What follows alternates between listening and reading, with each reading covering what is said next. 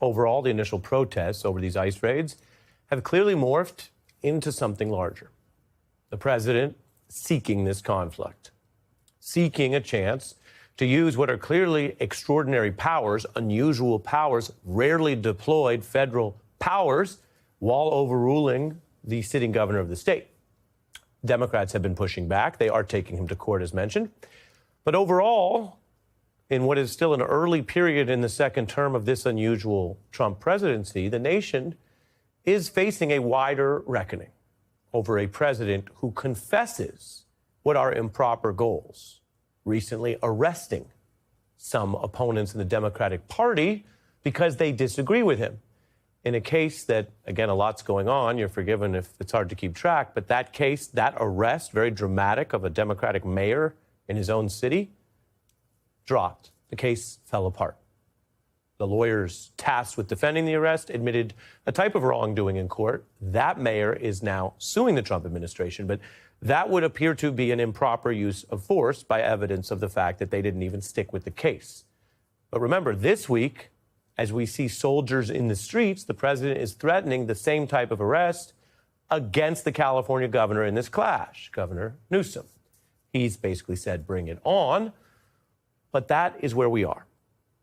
And Trump is leaning into this very controversy over the use of these powers in the Guard, warning of big force against protesters, which would sound like people exercising constitutional rights if they peacefully protest. But that's his warning to people who might come to the planned D.C. parade this weekend. If there's any protester who wants to come out, they will be met with very big force. By the way, for those people that want to protest, they're going to be met with very big force. Let's take this seriously. Protests met with big force. The public warning from the sitting president. This isn't campaign rhetoric. This isn't some lurching, sloppy statement somewhere along the line being taken out of context. This is being said right now by your president as he tests whether he can get away with putting Marines in the streets. And not just any streets, the streets of California, which he has publicly said he views as the type of place filled with the type of Americans that he wants to patrol, that he views as some type of opponent. But like every president, Donald Trump took an oath in public to uphold the Constitution. And so we can report as news, even if it sounds like bad news, that the president is quite blatantly undercutting the oath he took today by vowing big force for people exercising constitutional rights to assemble and protest and speak while using this rare, courts haven't said whether it's illegal or not, but rare instance of extreme military-style federal force in California. You have the statement matched by the action. This week's clash, which clearly is not an overnight event, is one of Trump's choosing. What started with deportation powers is now about limits potentially on Trump's power. The president does not have the legal power to police daily life in states and cities. That is what states do under federalism. That's why you have state officers, state representatives that you vote for, local police, not federal agents running through your home. The president also doesn't have the legal power to silence or threaten dissent, although it is clear that he welcomes a clash on those terms.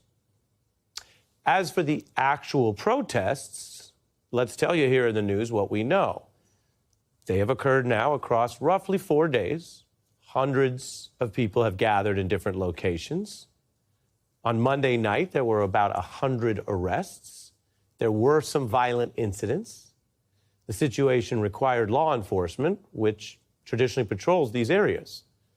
But these gatherings, to be clear, although there are some dramatic moments in footage, just by the scale, and we've covered this and we have our reporters on the ground there, these gatherings are not anywhere near Los Angeles' largest security challenges. This clash has now brought out more protests in other places, people deciding to speak up, to be counted, that they see what's happening in Los Angeles. And we've seen this in San Francisco, Austin, Atlanta. People are taking action. They want to stand, they say, many of them from the signs and the coverage we have, against an effort by Donald Trump to take a showdown that involved a lot of peaceful protest and, as mentioned, some prosecutable incidents. But for him to try to take that and turn it into the rationale to deploy the National Guard or now the Marines in these other places, people are standing up. And this is a democracy. So against pressure, there is still, until and unless the Constitution actually breaks and we live in a different kind of country, there is obviously, this is just a fact, a role for the people to stand up or stand down, to get engaged or sit it out. But it's a decision in a democracy people still make, which is a point that our colleague Rachel Maddow made on MSNBC just last night, which we can observe drew some headlines about how to respond to this test that President Trump clearly wants. Will he succeed? Will he get what he wants? And the answer to that will not be found by looking at him or by watching his actions. The answer to that question will come from the people of this country. The most important story of our time is this one. What is this country going to allow him to do? As the nation observes Marines working on the ground in Los Angeles tonight, many are really wondering, is this even legal? Now, California officials think these deployments are not legal. They are pressing the point in court. They're intending to get the judicial branch to side with them in what is, among other things now, a clash between state and federal power. Late today, California is seeking emergency relief to try to stop these deployments we've been telling you about. A new filing states that Trump's federal antagonization with soldiers in the streets has already caused, quote, real and irreparable damage to L.A. Now, that statement there, which is a claim in a lawsuit, right, that refers to basically one of the required standards to even get a judge to intervene on an emergency basis. California is arguing Trump's deployment must be stopped immediately. It's a push that comes as the president has now doubled the total guard forces to 4,000. Under law, it's pretty simple. U.S. troops cannot be deployed for domestic law enforcement. You can't send the army to someone's house to do a drug search or to look for things. That's always been the case. In fact, it is a key line to prevent any potential abuse of military powers against U.S. citizens. And there's really only one rare instance where you could have an exception to that.